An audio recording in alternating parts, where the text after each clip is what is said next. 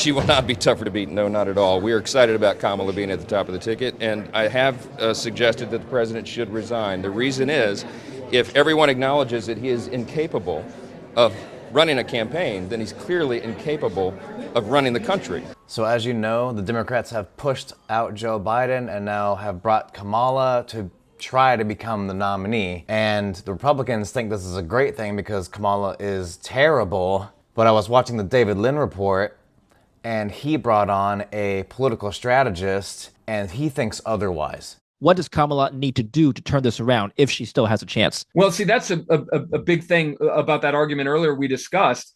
If she becomes the first president, so if her party pressures Biden into stepping down, that's first place, that's a hit against the Democrats. They suffer another credibility shock. Yeah. But then she becomes this first woman president, and then voters have to actually go and pull her out of the office on November 5th in order to install Donald Trump. Now, so I think that's ultimately an advantage for them if they can get her into that office. The other thing is that if there's any kind of foreign shock or crisis event anywhere that causes Biden to waffle because he doesn't want to take any risks, he doesn't want to undermine Kamala Harris and his party, well, that just feeds this sense of chaos and indirection that voters will perceive ultimately as negative for the ruling party.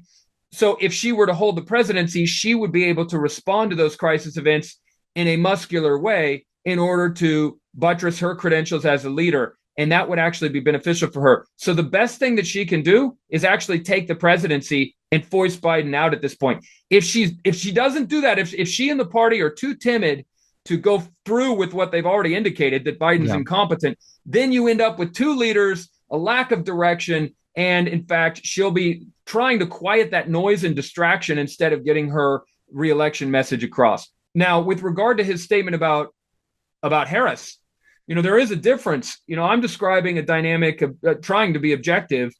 What he's saying is that he, from a partisan point of view, the House Speaker is saying that the president should step down, but he has to be careful what he wishes for, because as I outlined earlier, if Harris does become the president, she's actually harder to remove on November 5th. The right better be careful what they wish for. They might not be able to get rid of her if she becomes president for all the reasons this guy listed. And they're not thinking that far ahead. They're just thinking about her being the candidate and how she is apparently beatable.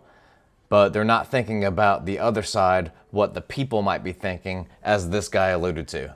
Risk on today, what's the market pricing in terms of election odds? Is it factoring Sunday's news at all? I mean, look, my read on this, it's hard to say with day-to-day moves, but if there is any significance to Biden stepping down and the market going up, it has to do with the fact that by replacing Biden and putting in a younger and more slightly more competitive candidate, Democrats have slightly reduced the odds that Republicans win a full sweep.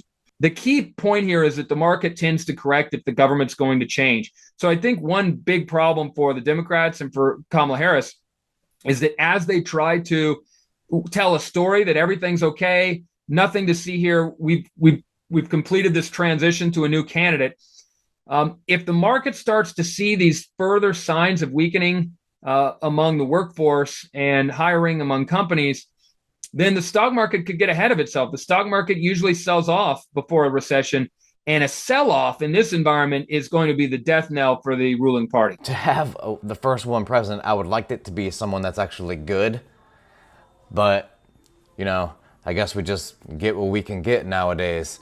Look, this guy's right. If Biden steps down, resigns the presidency, and Kamala becomes the president, yes, she becomes the first woman of color, and all those things. But this guy has a point. If she's in office, the left, they're going to have to, and the centrists, they're probably going to have to actually vote them out. People who were on the fence about voting for Trump or voting, left for Biden and now Kamala, if she becomes president, then they will have to vote her out and vote Trump in, just like he said. And I never thought about that before. And like he said in his interview, it would be you know, the left is going to have a hard time with that. People who lean left are going to have a hard time with that. And just for everything that he said, I agree with everything that he said. But on the right, you know, people probably just don't care about it that much because the country is going down a path that they don't like. That's just not where they want to be at. It doesn't matter if she's a woman, color, whatever. They're going to get her out and get Trump in because, you know, she stands for all the wrong things and he stands for all the things that they want. So let me know what you guys think. And is this guy right? I personally think that it is very, very possible what he says could be true on the foreign wars and everything like that. She has the ability to show all the strength. I never thought about this before. I love the David Lim Report. Go subscribe to him too. And let me know what you guys think about this.